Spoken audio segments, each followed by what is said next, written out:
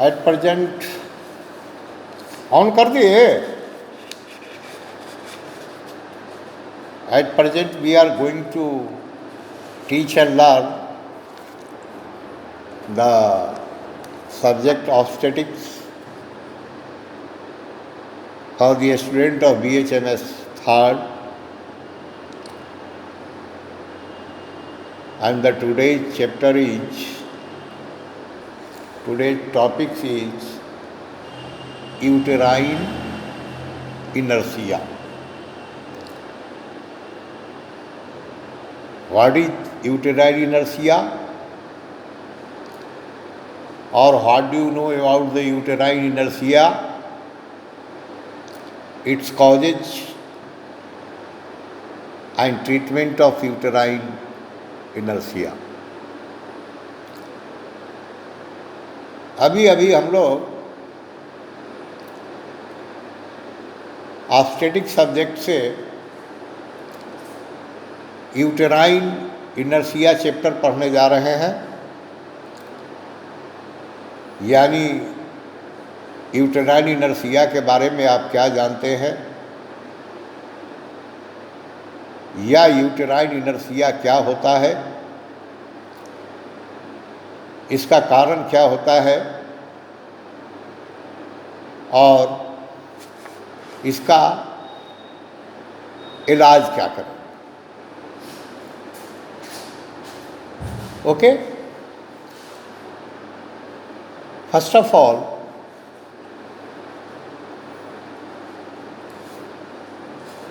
what is uterine inertia? The condition with the action of the uterine muscles is inefficient from the onset of labor is called as uterine inertia. अर्थात वह अवस्था जिस अवस्था में uterine muscles अक्षम हो जाता है अपने एक्शन के प्रति, अपने क्रिया के प्रति, जो खास तौर पर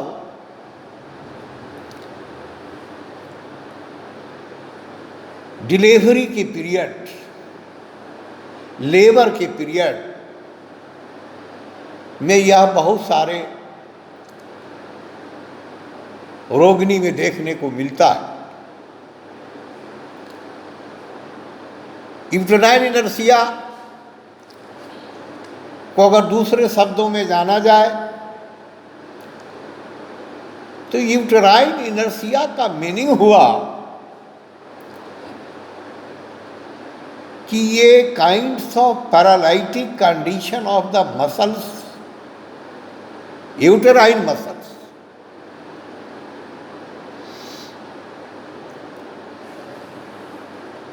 यूटेराइन मसल्स में एक विशेष प्रकार का एक्शन होता है जो खास के बच्चा जन्मने के समय महिलाओं में होता है, जिससे यूट्रस के ऑस का डायलेटेशन डेवलप करता है। तो ये जो यूट्रस के ऑस का डायलेटेशन का जो सिस्टम है, जो प्रवृत्ति है, उसका इनएफिशिएंट हो जाना, उसमें कमी हो जाना, उसका अक्षम हो जाना यूटेराइन इनर्शिया कहलाता है। Now it may be of two types, ये दो प्रकार का हो सकता है। पहला हाइपोटोनिक इनर्शिया यानी इनएफिशिएंट, और दूसरा हाइपरटोनिक इनर्शिया यानी एक्सेसिव।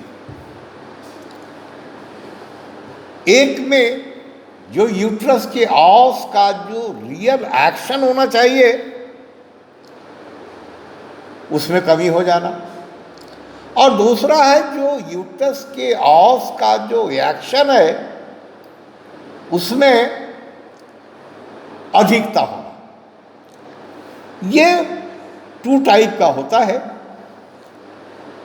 तीसरा भी टाइप है over distension of the uterus as in hydramnios और ट्विन प्रेगनेंसी। कभी कभी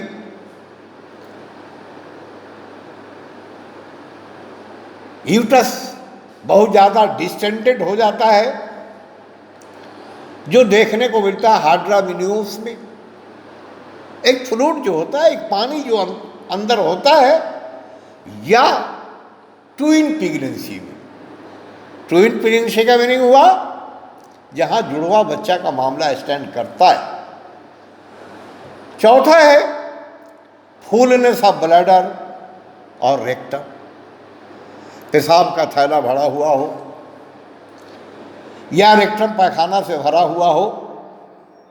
it seems to interfere with the neuromuscular mechanism. It seems to interfere with the neuromuscular mechanism. बड़ी गौर करने की बात है। यहां पर गौर करोगे तो पता ये चलेगा कि ये जो लाइन लिखा कि न्यूरोमस्कुलर मैकेनिज्म है ना, हमारा नर्वस सिस्टम से रिलेटेड ये मामला स्टैंड करता है। न्यूरो और नर्वस सिस्टम का हमारा हेडक्वार्टर जो है वो ब्रेन है, सीएनएस, सेंट्रल नर्वस सिस्टम। तो अगर सेंट्रल नर्वस सिस्टम के अंदर से जो यांत्रिकी से जो मैकेनिज्म डेवलप करना चाहिए, जो डेवलप नहीं किया, जिसके वजह से मस्कुलर भी हाइपोटोनिक कंडीशन में आ गया। ओके, 5वां पॉइंट है to early assumption of the recumbent position in bed. छठा है increase of fibrous and elastic tissue. Fibrous tissue होता है, इलास्टिक टिश्यू होता है, उसमें इंक्रीजिंग होना। 7वां होता है primary inertia is a common feature of labour that is induced prematurely. Primary inertia अक्सर कहाँ देखने को मिलता है? जहां पर प्रीमेच्योर डिलीवरी होने का मामला स्टैंड करता है ना। When the activity of the uterus is totally in accordance, जब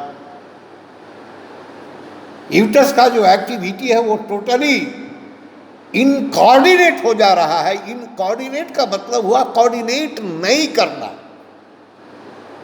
सहभागिता धारण नहीं करना। It is termed as in coordinate uterine action और प्राइमरी यूटेराइन इनर्शिया। ओके, अगला पॉइंट है हमारा in some patient the resting tonus of the uterus is raised so that a condition of hypertonus exists। कभी कभी किसी किसी case में ये जो एक्टिविटी है, यूं जो एक्टिविटी है वो एक्सेस हो जाता है। In this cases the uterine muscles may be abnormally sensitive to oxytocin. आई बात, मैं पहले नहीं समझा के टू द पॉइंट समझा रहा हूं। हम लोग अच्छी तरह जाना है, हम लोग अच्छी तरह जान रहे हैं कि जस्ट ड्यूरिंग द लेबर, प्रसव काल में ऑक्सीटोसिन हार्मोन का सीक्रेशन होता है। जो ऑक्सीटोसिन हार्मोन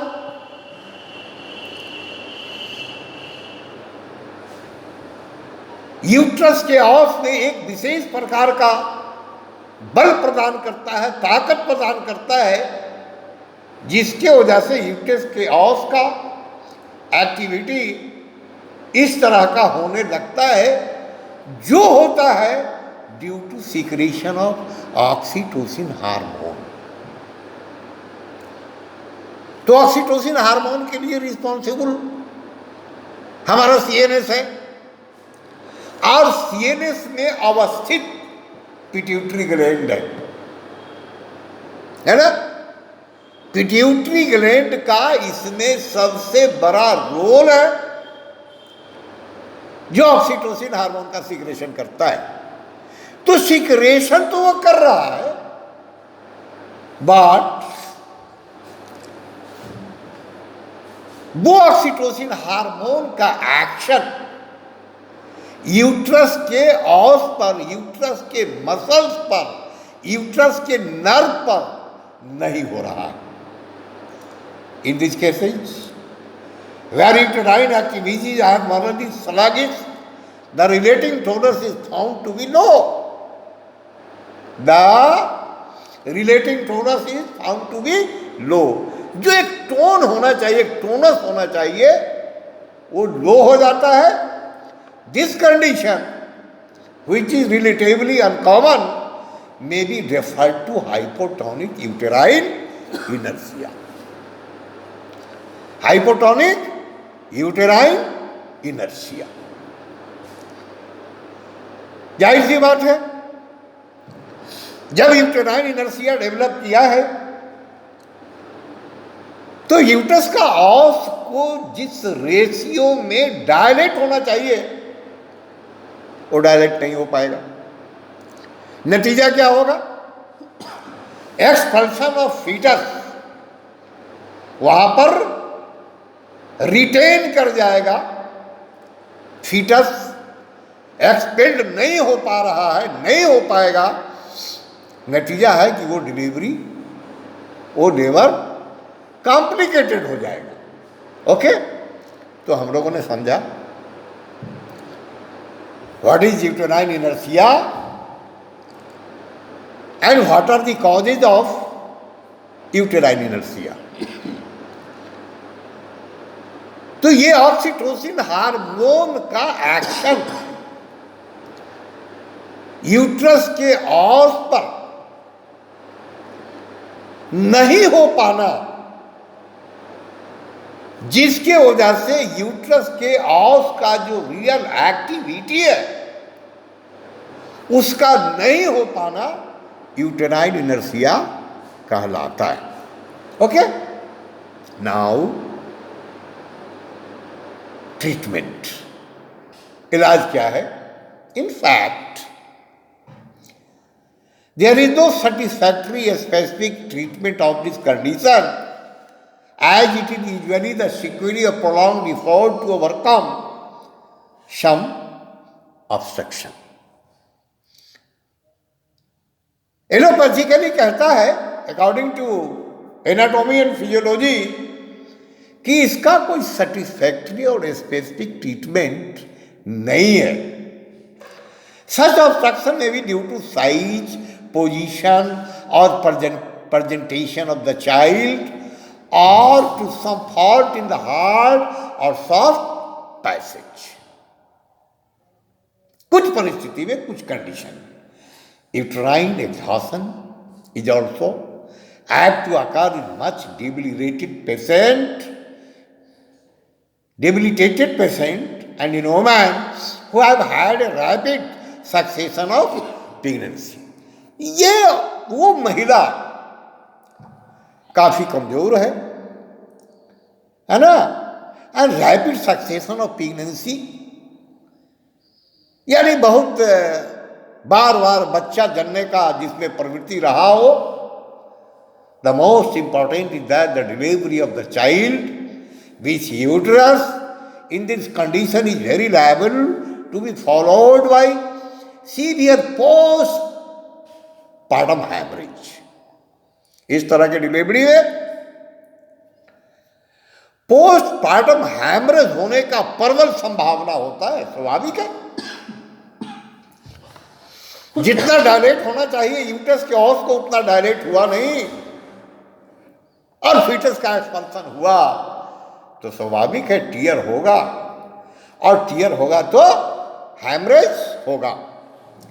ये flabby exhaust uterus is not a danger while the child remains inside it, but as soon as it is empty, जब तक बच्चा यूट्रस के अंदर है तब तक कहीं कोई परेशानी इसमें नहीं होती है। बट जो ही यूट्रस खाली हुआ यानी एक्सपल्सन ऑफ द फीटस हुआ and the placenta begins to be separated, और प्लासेंटा जो है वो सेपरेट होने के प्रक्रिया में चला जाता है। The lack of proper retraction may readily permit and uncontrollable bleeding, स्वाभाविक है। प्लासेंटा का एक्सपल्सन हुआ नहीं, वो सेपरेट हो गया, स्वाभाविक है कि भयंकर ब्लीडिंग होगा। First assess if there exist any cephalopelvic disproportion और नॉट cephalopeल्विक। cephalopeल्विक का मीनिंग हुआ कि पेल्विक रीजन में जो सिफालिक प्रेजेंटेशन है फीटस का, वो if not at the uterine contraction remains sluggish, oxytocin may be administered by means of a pitocin drip. Allopathic वाले क्या करते हैं कि ऑक्सीटोसिन का इंजेक्शन ड्रीप के माध्यम से देना शुरू करते हैं ताकि यूट्रस का के ऑस का उस पीरियड में जो रियल एक्टिविटी है वो डेवलप करे, ऑस डायलेट करे। क्योंकि पहले ही बताया गया है कि due to deficiency of secretion of oxytocin hormone like this problem can be created, or the secretion of oxytocin hormones is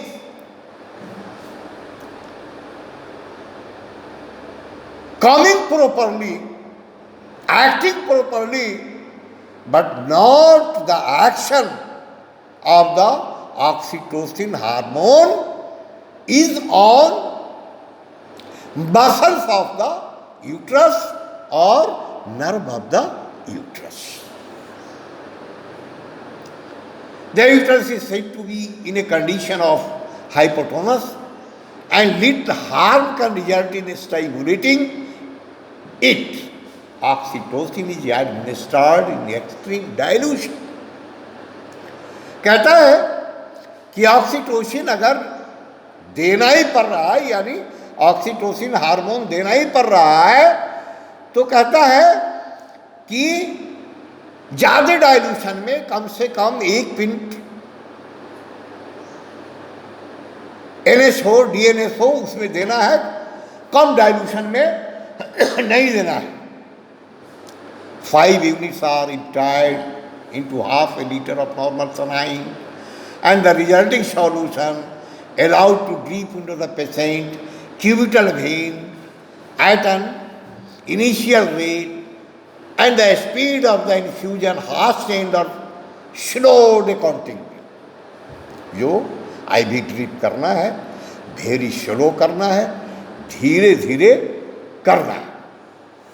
The treatment is often successful and should be continued until the birth of the child and the placenta. ये treatment तब तक continue करना है जब तक expulsion of the foetus and expulsion of the placenta न हो जाए। But usually the practice is that administration of single injection of oxytocin, say 2 units every half an hour for 6 doses.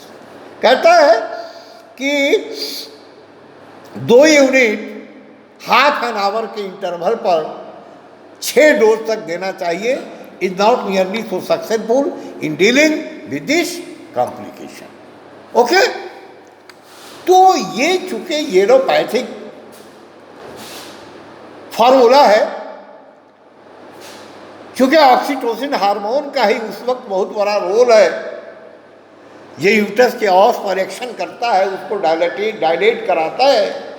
जब तक ऑस डायलेट नहीं होता है तब तक एक्सपांशन ऑफ द फीटस और expansion of the placenta is impossible.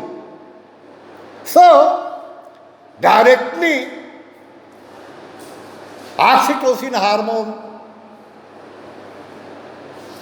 can be given by drip IV infusion. But being a student of homeopathic, we have to treat homeopathically as per totality of the symptom of the patient. अब यहाँ पर हमारा पहला दवा belladonna हो सकता है ना? बेलाडोना कैसे हो सकता है? क्योंकि बेलाडोना का सिम्टम्स है pains comes and go suddenly. उस समय हिला में जो दर्द का रफ्तार है वो बड़ी तीव्र गति से आता है और तीव्र गति से चला भी जाता है। चेहरा लाल हो, आंखें लाल हो, ओठ लाल हो, बॉडी हॉट हो, पल्सर बेलाडोना है ना। हमारी पहली दवा बेलाडोना है। अगर चूंकि नर्वस सिस्टम पर भी बेलाडोना का अच्छा एक्शन है। और ये जो मामला स्टैंड किया यूटेराइन इनर्शिया का, ये नर्वस सिस्टम से रिलेटेड है। So the very possibility that the belladonna will be first remedy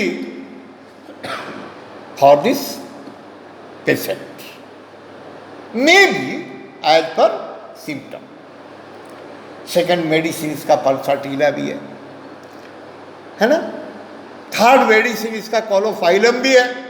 जो भी मेडिसिन हो according to totality of the symptoms, अगर उस समय मैं दूं तो नेचुरल वे में ऑक्सीटोसिन हार्मोन का सीक्रेशन डेवलप करेगा और ऑक्सीटोसिन हार्मोन का एक्शन यूट्रस के ऑस के मसल पर पड़ेगा एंड नेचुरल वे में यूट्रस का ऑस फंक्शन करने लगेगा, एक्शन में आ जाएगा and expulsion of the fetus और एक्सपल्शन ऑफ द प्लासेंटा बड़ी आसानी से हो जाएगा। थैंक्स।